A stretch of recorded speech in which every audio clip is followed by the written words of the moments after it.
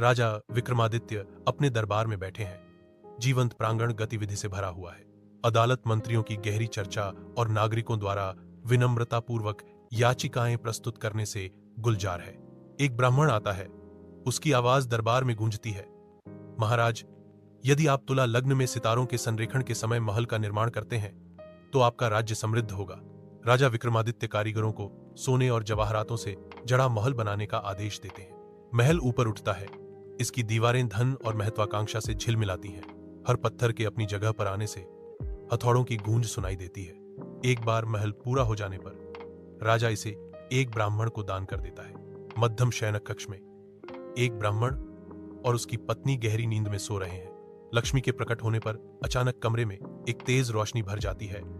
उनकी आवाज गूंजती है, मैं तुम्हारी कोई भी इच्छा पूरी कर सकती हूँ।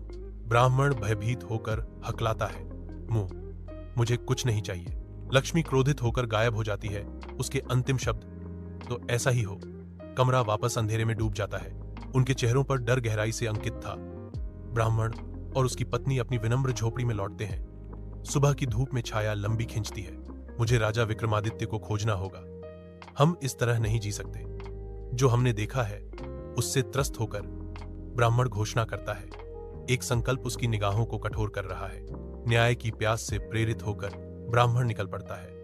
उसकी आकृति दूरी में लुप्त हो जाती है। राजा विक्रमादित्य महल का उचित मूल्य लगाते हैं। राजा विक्रमादित्य ब्राह्मण से महल खरीदते हैं। ब्राह्मण खुशी से अपने घर लौट जाता है। राजा विक्रमादित्य महल की दीवारों के भीतर गहरी नींद में सो रहे हैं।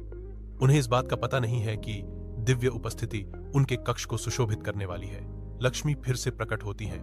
उनकी दिव्य रोशनी कमरे को रोशन करती है, क्योंकि वह बोलती हैं, मुझसे मांगो हे राजा, क्योंकि मैं तुम्हें वरदान देने के लिए यहाँ हूँ। राजा विक्रमादित्य दृढ़ विनम्रता से उत्तर देते हैं, आपकी कृपा से मेरे पास वह सब कुछ है जो मैं कभी भी चाह सकता था, इसलिए मुझे कुछ भी मांगने की आवश्यकता नहीं है।